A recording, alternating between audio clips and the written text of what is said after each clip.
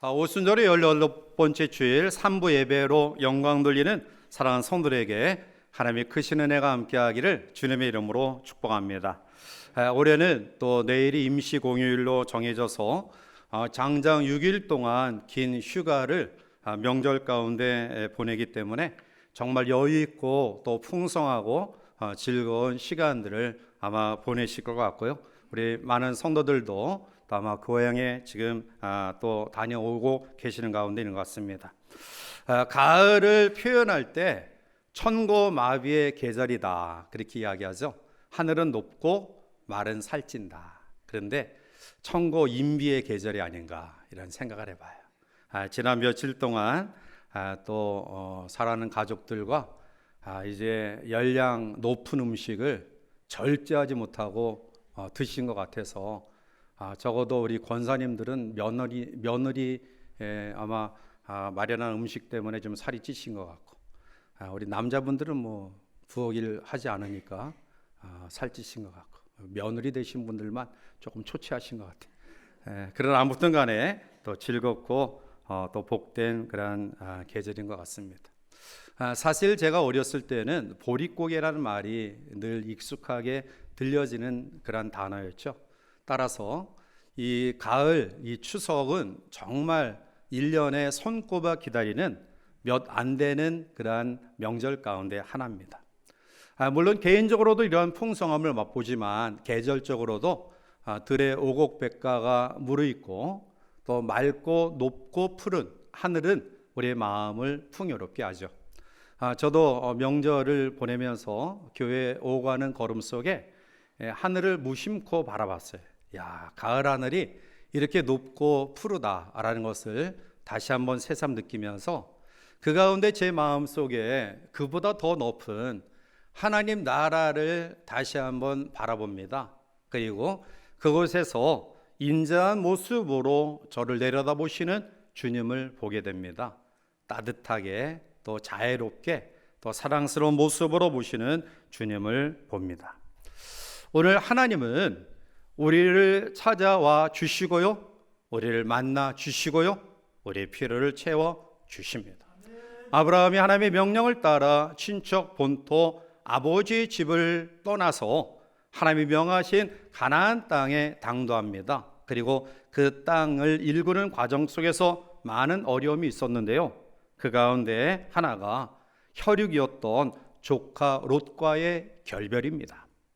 자, 창세기 13장 14절 15절에 보면 롯이 아브라함을 떠난 후에 여호와께서 아브라함에게 이르시되 너는 눈을 들어 너 있는 곳에서 북쪽과 남쪽 그리고 동쪽과 서쪽을 바라보라. 보이는 땅을 내가 너와 네 자손에게 주리니 영원히 이르리라 말씀합니다. 하나밖에 없는 혈육과의 결별 속에 마음 아파하고 아쉬워하는 아브라함에게 하나님은 오셔서 축복의 말씀으로 위로해 주십니다. 이것은 아브라함에게 국한된 말씀이 아니라 오늘 우리에게 주시는 말씀인 줄 믿습니다. 우리가 힘들고 외로울 때 주님은 우리를 찾아오십니다.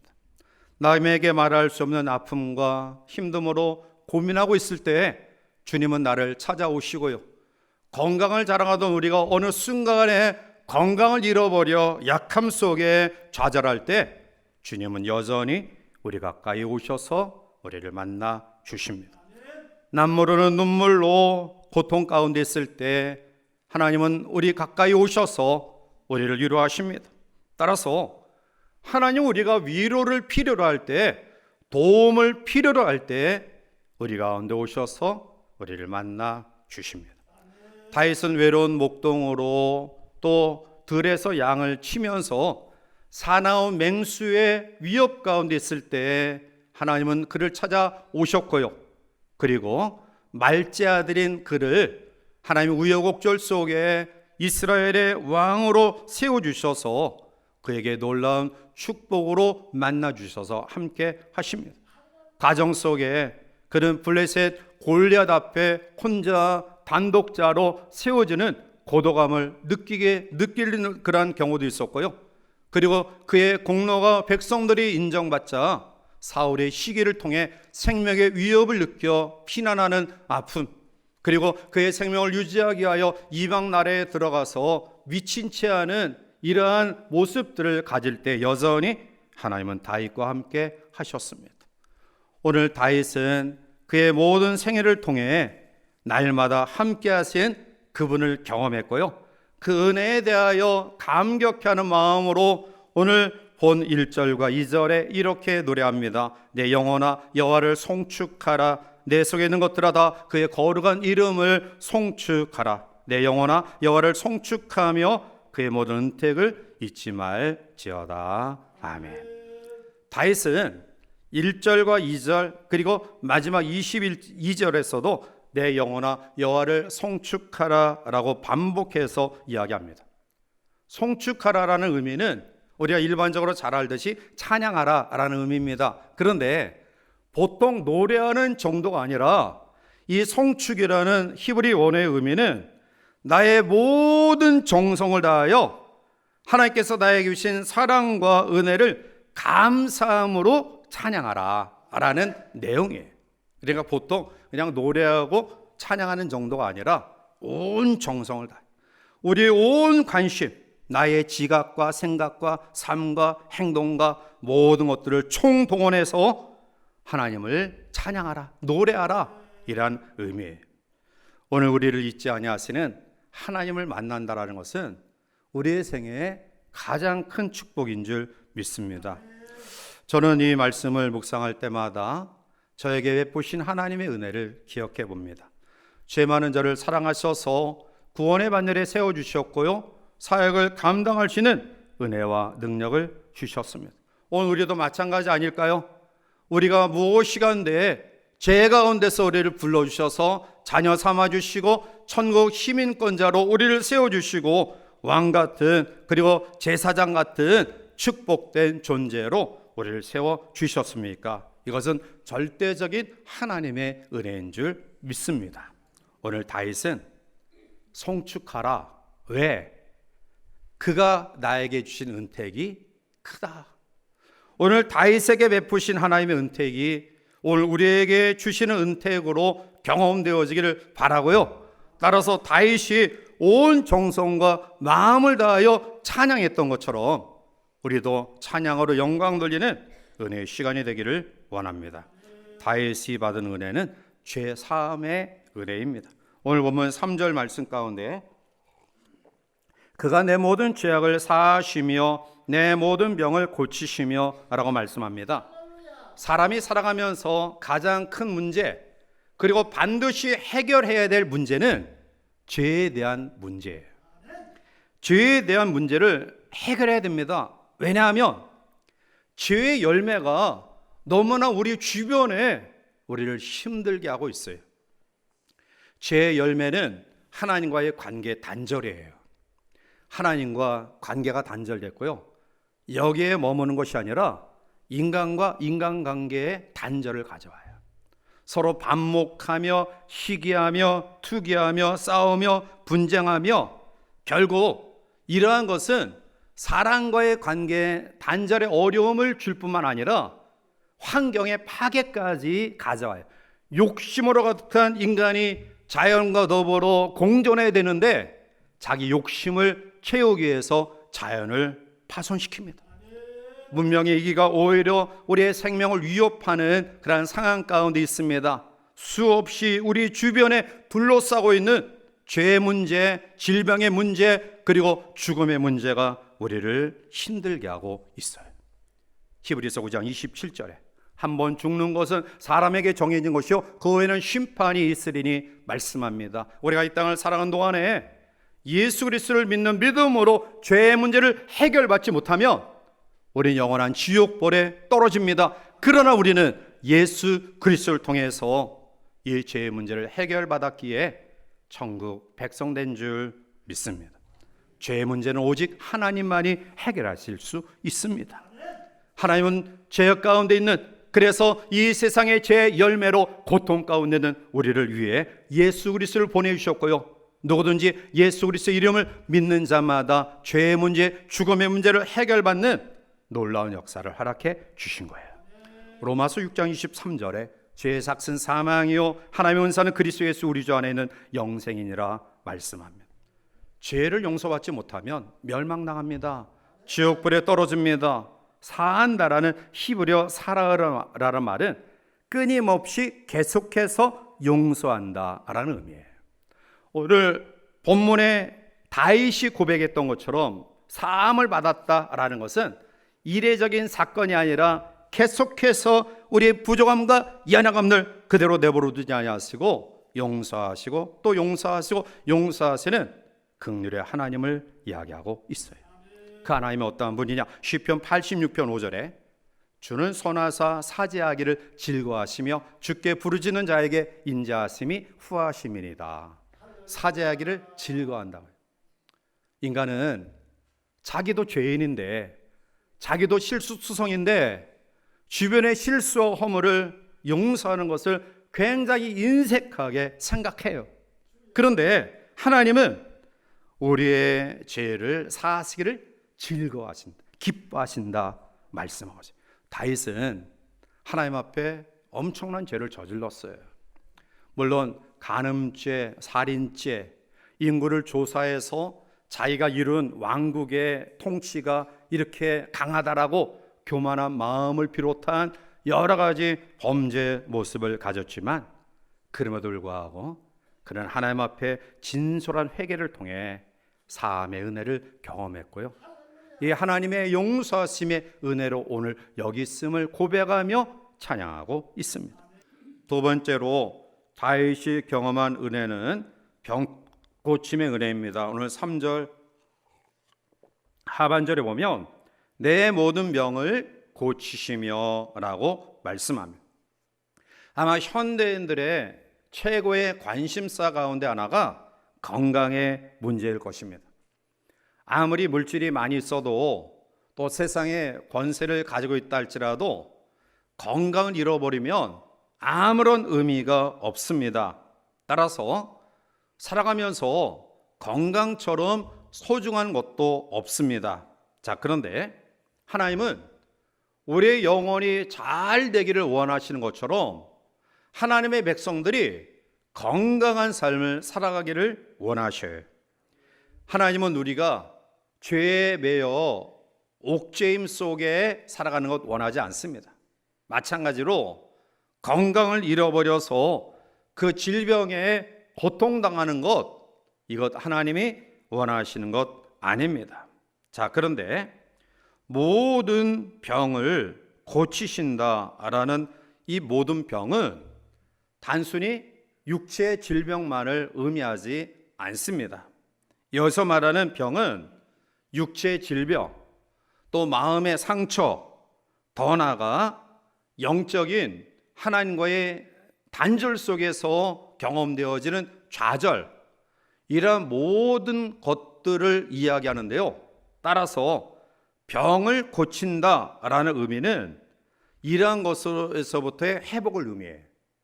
단지 신유의 은사, 즉 육신의 질병에서 나음을 얻는 정도가 아니라 이것은 하나님이 아담과 하와를 만들어 놓으시고 에덴 동산에서 아무런 어려움과 걱정 없이 살아가던 상태, 이 상태의 회복을 이야기하고 있는 것입니다.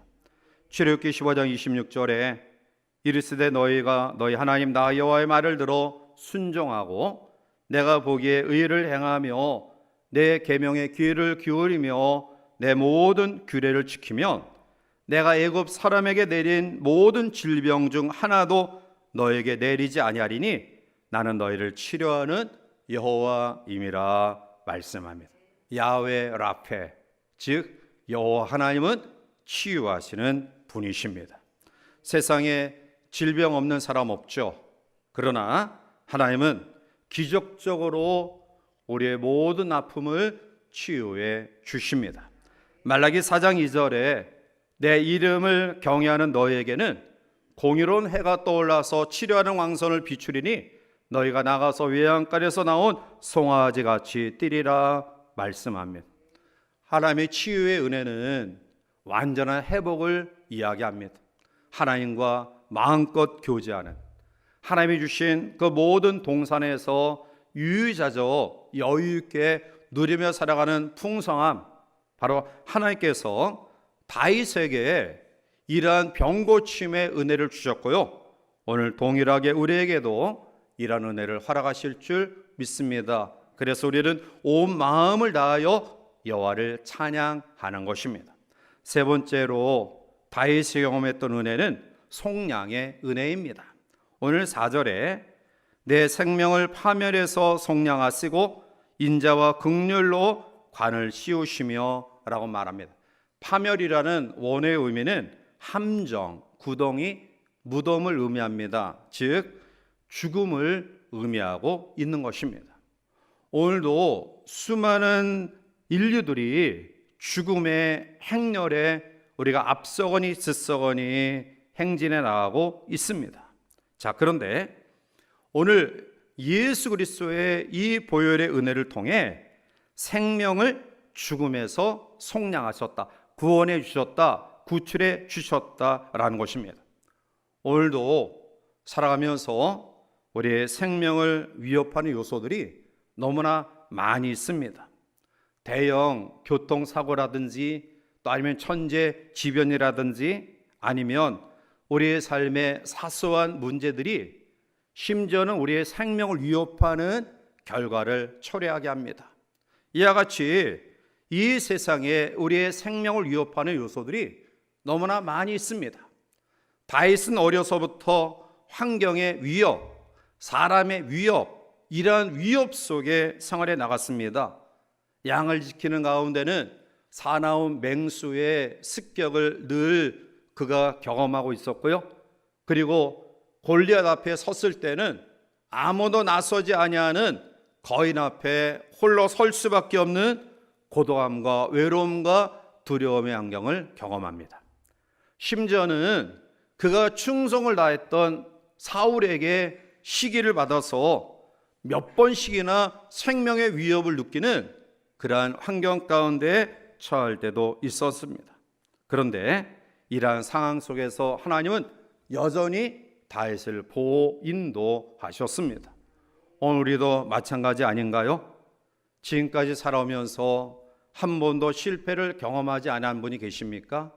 한 번도 여러 가지 연약함 속에 아파하며 또 고독한 가운데 있는 그런 상황을 경험하지 아니한 분 계십니까? 결코 없습니다. 우리도 여러 번 수렁에서 헤매일 때도 있었고요, 거기에서 어떻게 빠져나올까 자신 없는 환경 가운데 처할 때도 있었습니다. 아무런 대안 없이 방황할 때도 있었고요, 모든 것을 다 포기하고 내려놓고 될 대로 되라 라는 마음을 가진 적도 있었습니다. 그런데 당신은 알지 못했지만 돌이켜보면 하나님이 그러한 수렁에서 나를 건져주셨구나 라는 깨달음의 은혜가 오늘 우리 가운데 있는 것입니다. 따라서 오늘도 힘든 구덩이에서 허우적거릴 수밖에 없는 환경 가운데, 또 예기치 아니하는 어려움 속에, 또 사람 때문에, 가족 때문에, 친지 때문에 고통과 어려움이 우리 가운데 있는 성도들이 계시다 한다면, 지난날 그 진흙탕에서 우리를 구출해 주신 하나님께서 오늘도 동일하게 우리에게 그런 은혜를 허락하실 것이다. 생명을 파멸해서 구출해 내시는 그 하나님을 기억하여 찬양하는 믿음이 우리 가운데 있기를 원합니다. 네 번째로 다윗이 경험했던 은혜는 인자와 긍휼입니다. 오늘 4절 하반절에 보면 인자와 긍휼로 관을 씌우시며 라고 말합니다. 이 말은 하나님께서 다윗을 높이셔서 관을 씌우셨다. 일개 이세의 8번째 막내 아들이었던 그를, 목동이었던 그를 이스라엘 민족의 왕으로 세우신, 그래서 왕관을 씌우신 것에 대한 감사의 마음도 있지만, 오늘 이 말씀의 의미는 더 구체적으로 그의 전체 생애를 통해서 하나님의 사랑 속에 살았다, 하나님의 사랑의 관을 자기에게 씌우셨다라는 의미가 더 크게 해석되어집니다. 그렇습니다. 다윗은 하나님의 사랑 가운데에 말제 아들에서 왕이 되는 은혜, 목동에서 일국의 나라를 통치하는 그러한 일국의 왕으로 이스라엘 역사 가운데에 가장 강성한 힘을 발휘할 수 있는 그러한 왕의 능력을 가진 그러한 삶을 살았습니다. 오늘 우리는 다윗의 생애를 통해서 그가 이러한 사랑을 받을 만한 자격이 있었기 때문에 사랑받았느냐 아니죠. 전적인 하나님의 은혜입니다. 하나님의 배려입니다. 자신의 의지와 상관없이 영광스러운 자리에 서게 된 것입니다. 단지 하나님의 사랑을 받았기 때문입니다. 오늘 우리도 하나님의 사랑 속에 하나님의 자녀로 또 왕같은 제사장으로 거룩한 나라의 백성으로 세움받은 것 아닙니까? 내가 잘나서 어떠한 노력의 결과로 우리가 천국 백성 하나님의 자녀된 것 아닙니다. 하나님이 우리를 사랑하시기에 부르셨고요, 자녀 삼아 주셨고요, 천국 시민권자로서 그리고 영원한 하나님의 나라의 왕같은 제사장으로 우리를 세우셨음을 믿습니다. 이러한 놀라운 은혜로 다시 한번 찬양하는 송축하는 우리 모두가 되시기를 원합니다. 다섯 번째로 다윗이 받은 은혜는 소원을 만족해 하시는 은혜예요. 5절에 좋은 것으로 내 소원을 만족하게 하사 내 청춘을 독수리같이 새롭게 하시는도다 라고 말합니다. 우리는 늘 욕구 불만에 가득 찬 모습으로 살아가요. 어려서부터. 그래서 어린아이들이 갑자기 손을 계속 물고 있다든지 아니면 손톱을 뜯는다든지 아니면 보이는 것마다 찢어버린다든지 이것은 마음속에 어떠한 욕구 불만을 표출하는 그런 행위예요. 자, 그런데 이런 욕구 불만 표출 속에 그것을 만족해 할 수 있는 사람은 아무도 없다. 오늘 본문에 좋은 것이라는 이 바토브라는 히브리 원어의 의미는 하나님이 하나님의 자녀들에게 가장 필요한 것, 그리고 하나님의 자녀들이 소망하는 것 가운데 가장 큰 소망이 되는 것, 그게 좋은 것이에요. 그러니까 여러분들에게 지금 좋은 것, 내가 필요로 하는 것, 또 내가 많은 것들을 원하지만 그 가운데 최고의 위치에 두고 있는 것, 그것을 만족하게 하신다. 만족하게 하신다 말씀이에요. 고린도서 3장 5절에 우리가 무슨 일이든지 우리에게서 난 것 같이 스스로 만족할 것이 아니니 우리의 만족은 오직 하나님으로부터 나느니라. 마태복음 6장 33절에 그런즉 너희는 그의 나라와 그의 의를 구하라. 그리하면 모든 것을 너희에게 더하시리라. 사도 바울의 자족의 마음, 만족의 마음, 오늘 다윗이 하나님 앞에 만족하게 하셨다라는 고백이 우리의 고백이 되기를 원합니다. 마지막 여섯 번째로 다윗이 받은 은혜는 독수리같이 새롭게 하심이에요. 자, 오늘 5절 하반절에 보면 내 청춘을 독수리같이 새롭게 하시는도다 말씀이에요. 이것은 일생 동안 가장 생명력을 발휘할 수 있는 청년기와 같은 활동과 능력과 생동감을 공급하신다라는 말씀이에요. 세월의 흐름을 아무도 막을 수 없죠. 여러분 가운데도 젊음을, 청춘을 자랑했던 분들이 이제 60, 70을 넘어가면서 육신의 그러한 쇠함과 또 아픔을 경험해요.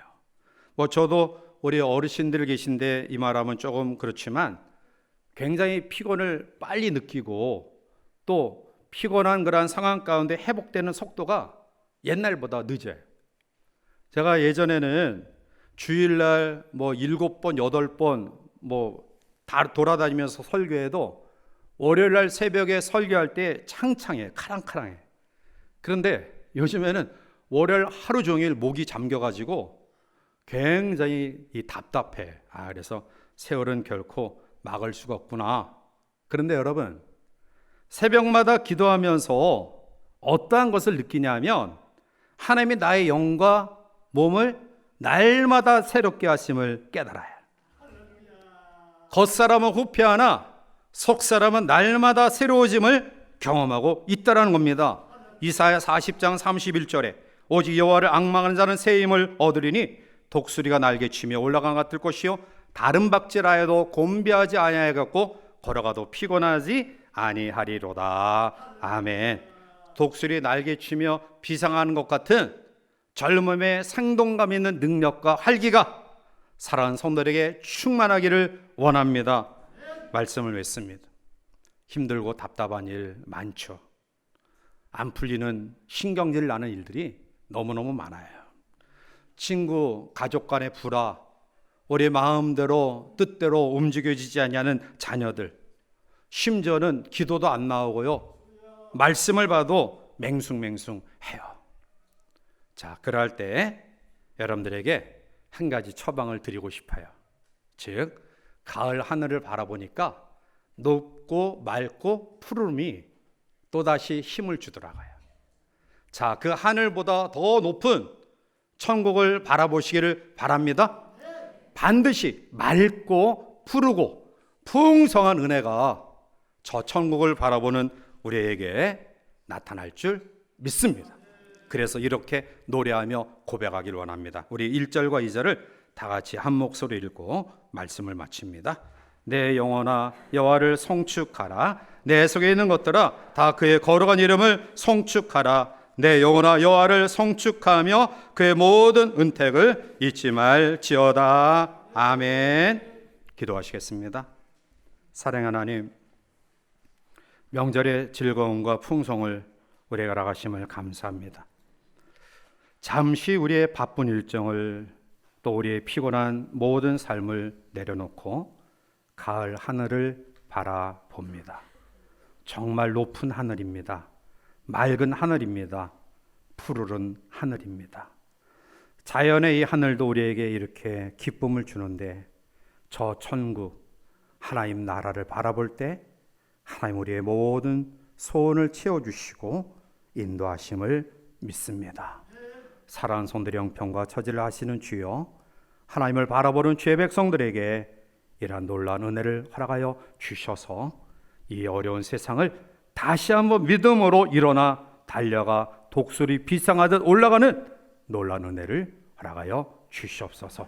남은 명절의 모든 기간 속에서 안전하게 즐겁고 복되게 지낼 수 있도록 도와 주시옵소서. 예수님의 이름으로 기도하옵나이다. 아멘.